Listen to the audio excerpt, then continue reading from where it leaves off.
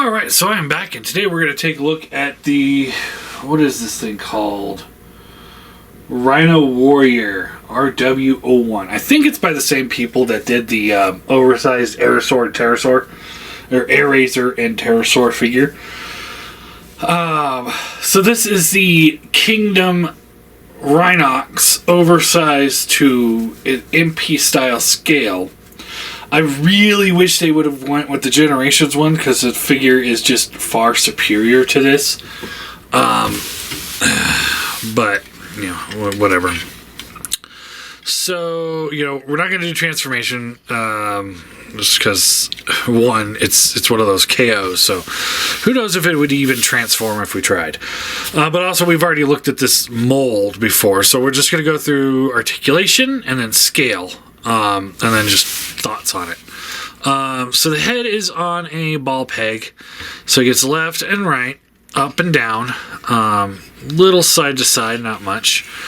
Gold paint is applied. It's okay. But like, see, it stops here. Like they could have carried it through. It's like, you know, this company knows what these figures are going to be used for. They're going to be used for stand-ins on an MP shelf. So it's like they could have at least gone a little bit further with a little extra detailing. You know, give it a little bit better paint, you know, stuff like that. You know, things like having this green piece here not match this color. Because, you know, in beast mode, that's going to be sitting out like a sore thumb. It's like that is a just awful way to do it, but whatever. So he's got a swivel at the shoulder, and then it does have a butterfly in and out, and then it hinges up at the top. The swivel's super tight. Butterfly is not. That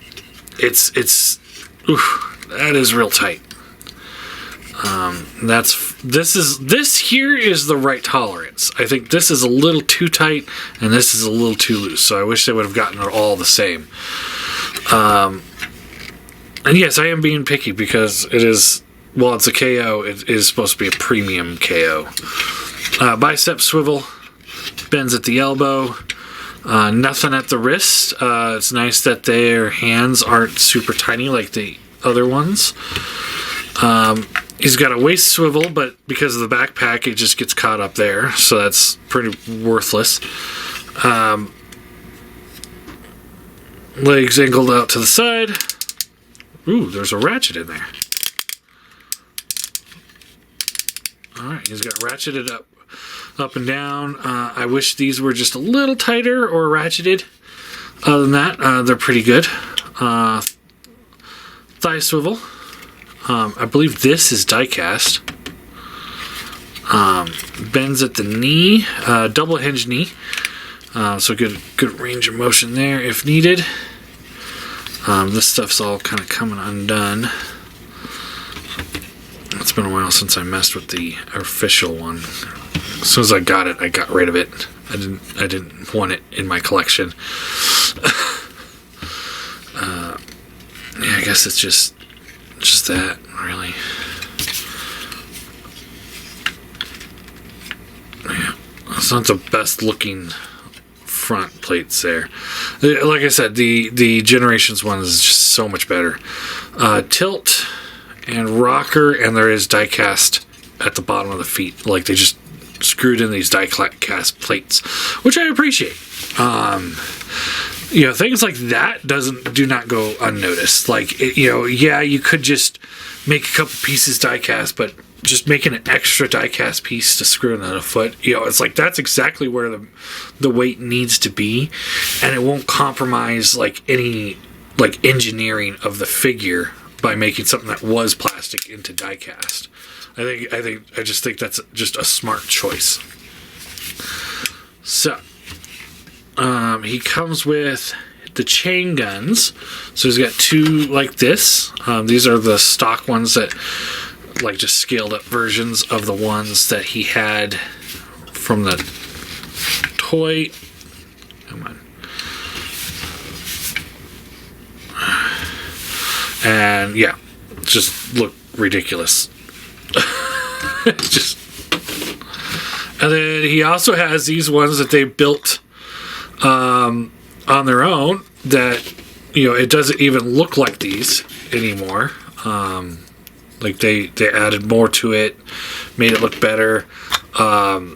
You know, kudos on them for making some giant BFGs that he doesn't hold well. Great. Here I'm giving them props, and they're over here like, oh, we're gonna make this a little on the loose side, yeah, and we'll just so that he just it doesn't look so great. Yeah, so yeah, there you go.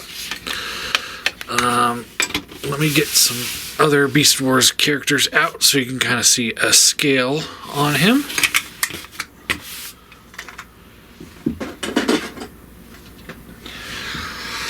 Here he is with Primal.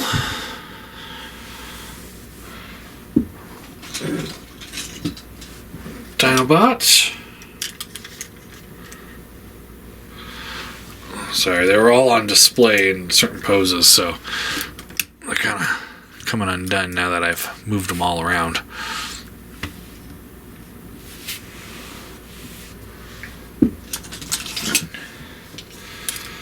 Tigatron.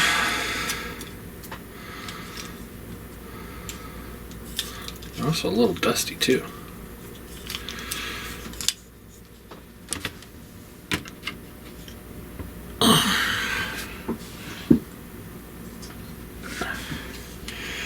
Air Razor with her tiny little hands.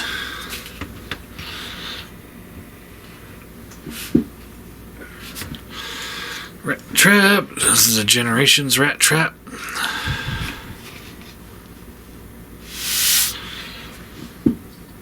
And Cheetor. So yeah, scale wise, I finally have a full Season 1 Beast Wars. Yeah, so there's that. You know, but quality wise, I've only got 3.5 figures. Tigatron only counts as a half because of his panels being all loose and floppy. Yeah. You know, it's like I wish they would have given. I can't express like how much I wish they would have gone Generations with this, because Generations had a better head sculpt as well. This one's just so much softer, and it's so much like the Kingdom cartoon, like all the characters in that show, just dead and lifeless and just bland. Whereas, like, you know, you watch the Beast Wars, all of these guys in the show, they all have a lot of character. So having a bland face, like, out of this group, he's the only one with a super bland face. And it really shows. So yeah. So it was a poor choice to pick this one. Quality wise, he's pretty decent. He doesn't have tiny hands like Air Razor. I don't know if he transforms or not. I'm not going to test it out. I don't really care. They hit the scale right on the head. You know, like I said, the die-cast plates in the feet are a really good choice, rather than like just replacing the feet with die-cast, because then they could screw up other things. So it's like it's got its merits. I think it was like $35 shipped from Show Z store. Forgot I even ordered it. It just showed up one day. I was like, oh crap.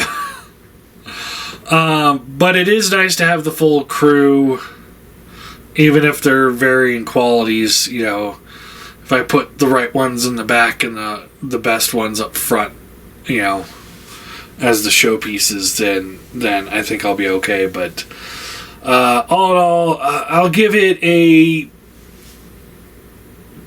I'm going to give it a 5 out of 10. Because what they hit right, and that's the appropriate size. The appropriate use of the die cast, materials, and engineering all seems pretty tight. Works well. And, you know, I'll still give them kudos for realizing, hey, those chain guns are too small, so let's make some giant ones. I wish they just fit in the hand a little bit better, a little bit tighter, or something. So it's like close, but not quite right. And then, like I said, you know, it's like the paint quality. It's like if they would have given this guy a premium paint finish to make him really fit in with Beast Wars cast, and maybe give him a different head sculpt, you know, they could have charged $100, $150, and I would have bought it and been happy with it. You know, get that green, a metallic green finish. I might take this guy apart and repaint him, to be honest. That might be a project down the road for me.